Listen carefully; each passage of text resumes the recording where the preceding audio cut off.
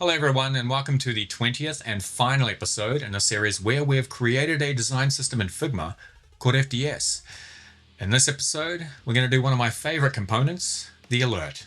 And let's go to the row page and duplicate it and rename this alert and bring it all the way to the top before changing this to alert and bringing in the scale design system intro. Like that.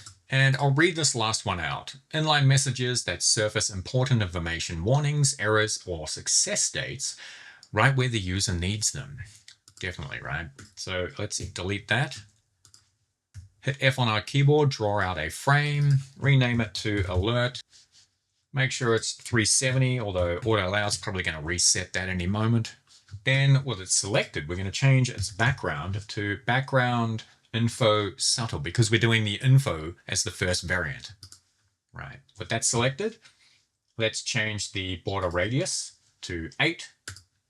And now let's just add the info icon in there. So let's go over to iconography, type in info, then we're going to grab the 24 pixel one.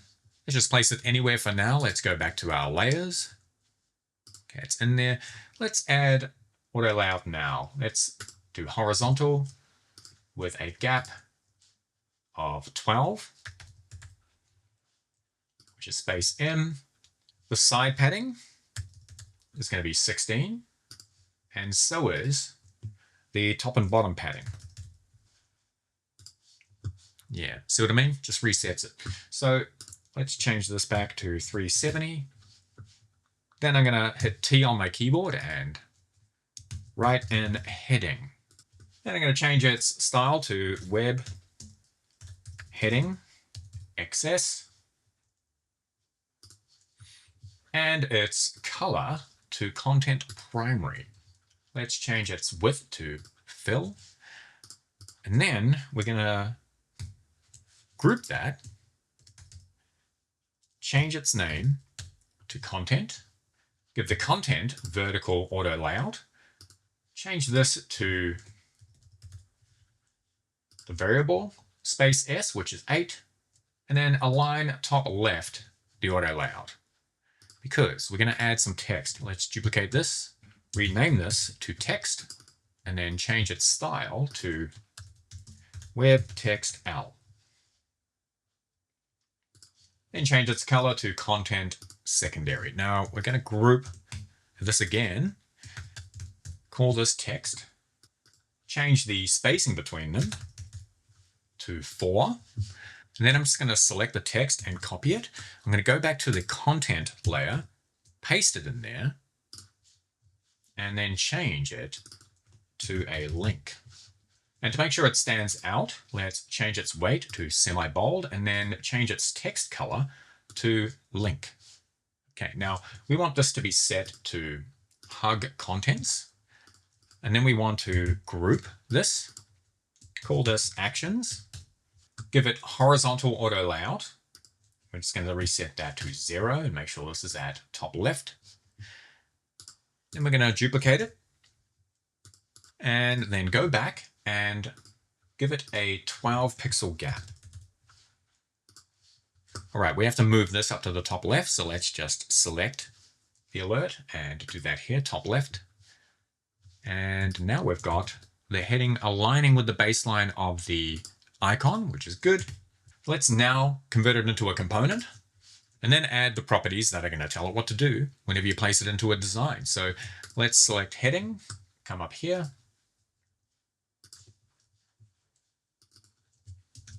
rename this heading,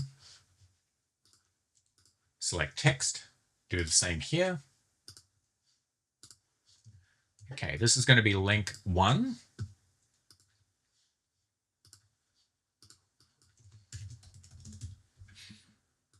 And this will be link 2.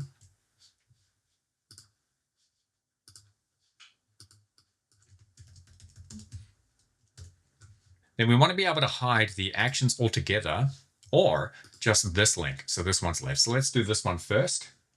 Let's come over to appearance and then go show link 2. Then go back to the actions and then do the same here where we've got show actions. Now, that should have set up everything. Let's put everything into the correct order. We've got the heading, the text, we've got show actions, we've got show link to there above that, and we're ready to go. Now, let's just resize this to make sure it's all working. Okay, nothing is set to fill width. Okay, to fix that, we need to go to content and then go to fill container. Do the same for the text. Go inside the text group and do the same for the text that's inside of it. The actions can stick to hug, or maybe let's do fill container in case they become quite long and then they need to stack on top of each other. And we're just going to add wrap there with a gap of, let's do 8. Okay, now if I duplicate one out like that, I can change the heading, the text, I can show or hide the actions. I can change the link text if I want, but let's go up and start making the other statuses. So this is info. So we're just going to add another variant here. I'm going to move that one to the top, rename property 1 to status, change this to info, copy that into the next one. And this one can be warning. Let's do all of them now and then just update their assets, right? So this one can be error. And this one can be success. Okay, did that work out over here? Yes. Now, select the warning one, change its background to notice subtle, change its icon to warning 24. Now go to the error variant, change its background to negative subtle and its icon to the error icon. At 24, change the background of the success variant to positive subtle and its icon to the success icon. At 24. There we go. Let's drag it out again. You can change that to warning or error. Okay, that's great, but let's reset it. Go back to the info one, and let's just move over a little bit. Duplicate this out over a dark background, and then switch its mode to dark. All right, so this is how alerts should work. On a light background, they should have a light background, and on a dark background, they should have a background that is the same color, but it's only slightly lighter than the background, right? So light on a light background, dark on a dark background is a good rule to follow. Let's just see what the others look like. Warning, error, and success. And if we zoom in, you can see that the icons, since they're driven by semantic variables, also change between light and dark mode. All right, let's just zoom out, get rid of the instances, and that's it. We've finished the web one. Let's take it into the app library and then fix it up so you can use it in your app designs. Just going to copy row again, change this to alert, bring it up to the top, rename its title to alert, bring in the intro,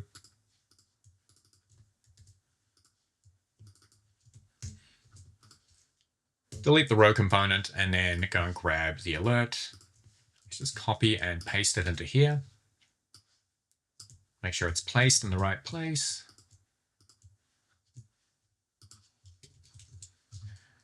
Should be okay. Now we're going to select the heading, go over to multi-select, change this to app heading access.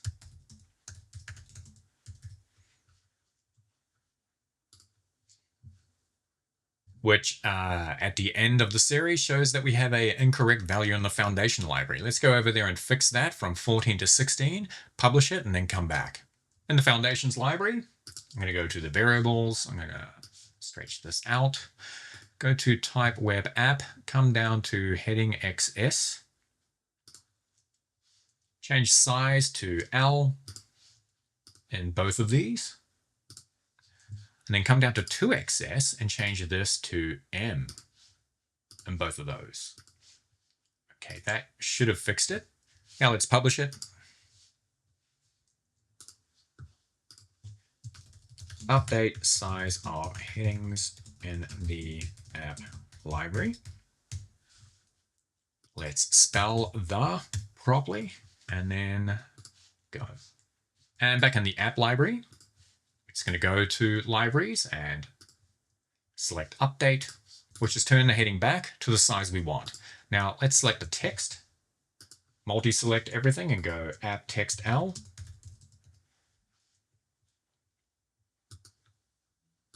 In regular, great. Select both the links and go app text L. Semi-bold. Just recenter this and that's it. We're done. And there we go with the alert component.